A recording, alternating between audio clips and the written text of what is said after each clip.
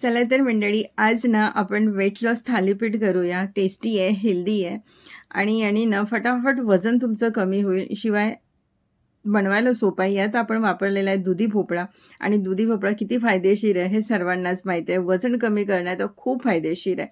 चला तर रेसिपीला सुरुवात करूया. तर मी इथे घेतलं आहे ज्वारीचं पीठ आणि बेसन पीठ घेतलं आहे. शिवाय मी इथे घेतलं आहे गव्हाचं पीठ आणि थोडं तांदळाचं पीठ. तर पिठाचं प्रमाण ना तुम्ही कमी जास्त करू शकता, तुम्हाला किती हवं. नंतर आपण त्यात घालायचं धणे पावडर थोडंसं, थोडीशी मी यात घातली आहे हळद.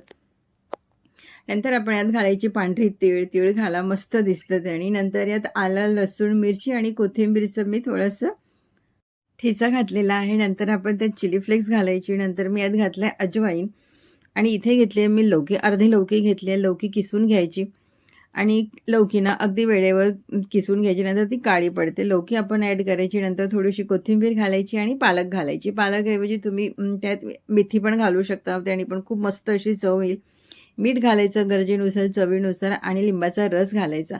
लिंबाचा रस मात्र नक्की घाला, स्किप करू नका, कारण याने खूप खूप खूप मस्त टेस्ट येतं. अजिबात स्किप करू नका. तर एक लिंबाचा रस मी यात घातले आणि हे मस्त असं मळून घ्यायचं आणि सैलसर करायचं, घट्ट करायचं नाही. थोडंसं सैलसरच ठेवायचं आहे बघा, अशा पद्धतीने. एक पेपर घेतलं आहे मी, त्यावर लावायचं पाणी. आता पाणी किंवा तेल काहीही लावू शकता. थोडंसं मी पाणी लावलेलं आहे. नंतर यात थोडंसं पीठ घ्यायचं, एक गोळा घ्यायचा, थोडासा मोठाच घ्यायचा आणि पीठ मात्र अगदी थोडंसं सैलसरच करायचं आणि याचे मस्त असे थालीपीठ आपण थापून घ्यायचे.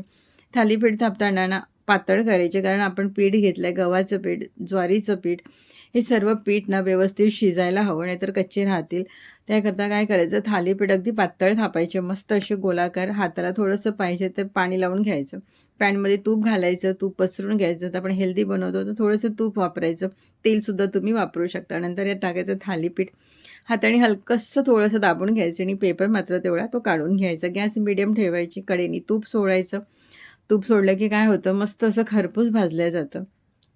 वरनं पण थोडंसं तूप लावायचं, म्हणजे दोन्ही साईडनी व्यवस्थित ते भाजलं जाईल. आता याला पलटून घेऊया आणि दोन्ही साईडनी अलट-पलट करून मस्त असं खरपूस भाजायचं आणि रंग बघा किती सुरेख आलेला आहे.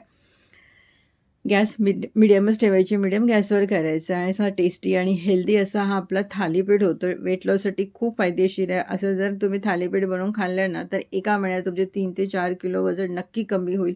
दुधी भोपळा वेट लॉससाठी खूप खूप खूप फायदेशीर आहे आणि हे दही, अचार किंवा चटणी कशासोबतही खाऊ शकता तुम्ही. प्रवासात नेऊ शकता, मुलांना टिफिनला देऊ शकता, जेवणात तुम्ही बनवू शकता.